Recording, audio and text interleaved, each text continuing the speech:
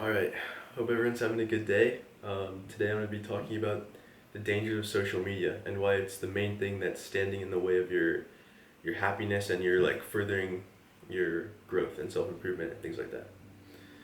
So I'm talking about, in particular, Instagram, TikTok, and anyone where you see like a lot of content like on a for you page, kind of like thrown at you. Like a YouTube homepage could be another one. So there's three reasons. The first one is social comparison.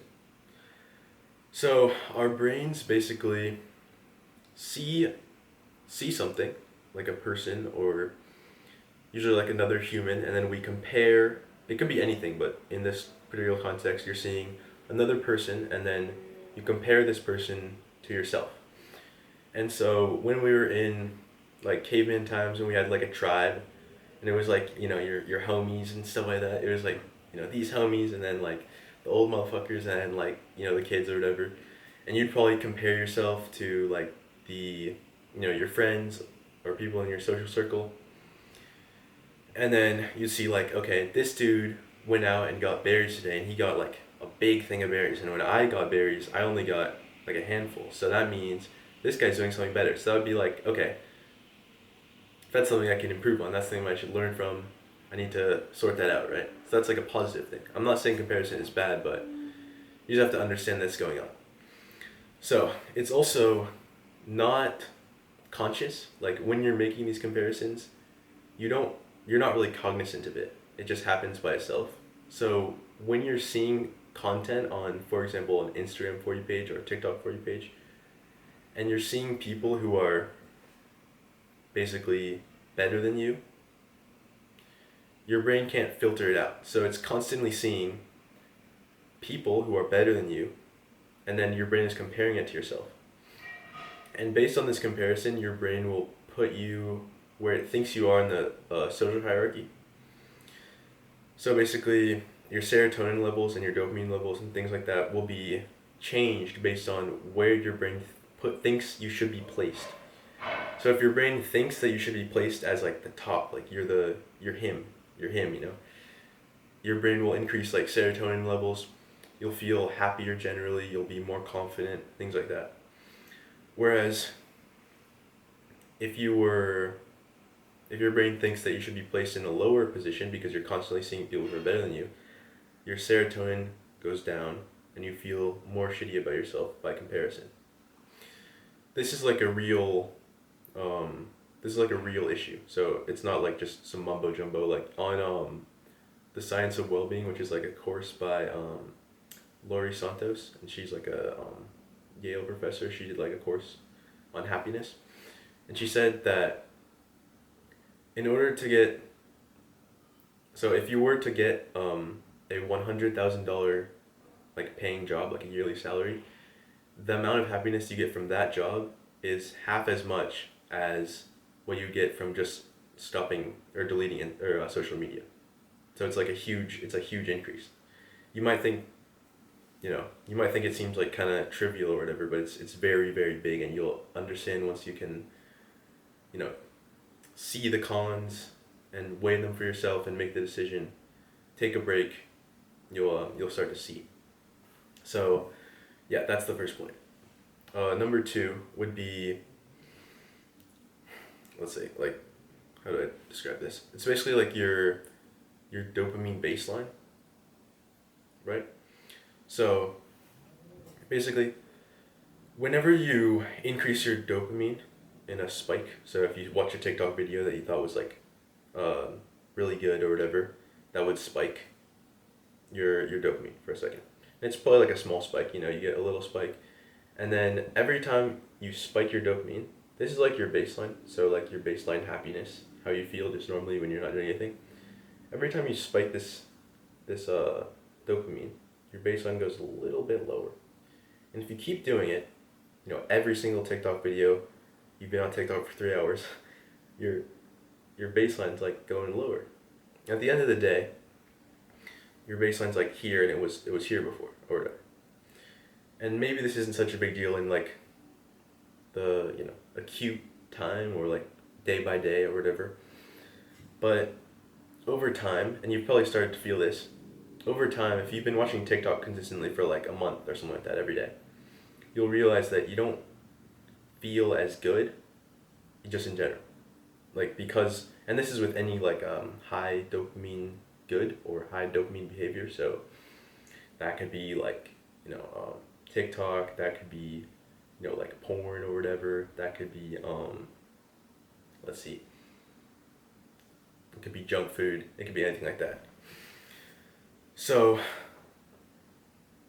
every time you engage in this behavior, it goes down and down and down. And your baseline keeps getting lower and lower. But the nice thing about this is that if you take the break, you'll feel this baseline continue to be low for a while as your brain like readjusts to the not getting the spike, because it's like basically an addiction. That's how it works. But after about 2 weeks, you'll start to like feel better, and then after about 4 weeks, if you just stop, you'll feel much better, and you'll look back like, what the hell was I doing? You'll have to like kind of see it to understand, or experience it to understand like the actual benefits and stuff like that. But it's very significant. Let's see, how long is this? Did I not record? Oh, I did. Okay. I thought I didn't press record. Okay, 6 minutes. Cool. So the third one is going to be your time. So, I mean, your time is very valuable. That's how you accomplish your goals. It's how you do everything. Everything you want to do in life. It's how, I mean, it's life, basically. Life is time. So, like, yeah. When you spend time on social media, you can check your phone. Like, you can go on your phone and see like the like screen time and settings, and just check your app averages. If you have like screen time turned on, you'll be able to see, your screen time might be like 6 hours or something like that. It's a huge amount of time. And a lot of this time, you might not even realize you're spending so much time on it, but it's like, you just get so like entranced. And I bet you've had this experience if you still have social media, that you come home and maybe you had to like do some homework or something that like you didn't really feel like doing, so you get your phone and you have TikTok on your phone and you just sit there just like for fucking like an hour's passed. You look at the time and you're like, oh, I should probably get off TikTok, and you just keep scrolling. Like, it's just like that. It's kind of scary, honestly, because you just feel like you have no control over it. The good thing about this is once you get rid of it, you get this time back, and you'll see that like after this period of kind of withdrawal almost of like the behavior, you'll feel like it'll be like more fun to do things. Like, it'll just be nice. You'll have a good time like reading. It's really great. Like, you'll have a good time reading books. It's kind of cool. Like, if you're on TikTok, I can almost guarantee you don't enjoy reading, just because it's like, I mean, that's just like it's not as like stimulating. So it makes sense your brain would compare it to that, and therefore you'd have less of a good time on when you're reading. But yeah, so we've got those three things. Now, one thing I wanted to touch on is like, I guess this could be like maybe like a bonus thing. I don't know. It's more just like, I guess it's like sort of a little bit separate. But when you're, how do I word this? So basically, you're doing like an easy activity. If you're scrolling on TikTok or on Instagram, it's not like difficult. All you have to do is move your finger like this and you're getting dopamine. Once you stop that, things that were previously hard, I guess this relates to the reading point a bit. Things that you previously felt were hard, like you'll experience this with like pretty much anything. Like, could be washing the dishes, something simple.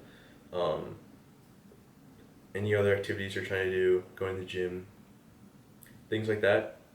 You'll realize it seems a little bit less hard by comparison, because your level of easiness, it's not scientific, I'm just like kind of bro sciencing, but like your gauge of what you see as effort when this has been like so lowered by how easy your life has been goes up, and you're able to do harder things, if that makes sense.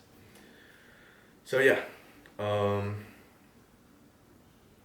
gonna set up a coaching down below. So yeah, if you want to click the link and ask me any questions, if you have something in particular, I can help you get from wherever you are and everything I've learned through trials and tribulations to where I am now. And yeah, it's definitely a worthy investment. You can network, things like that. So yeah, have a good one. Peace.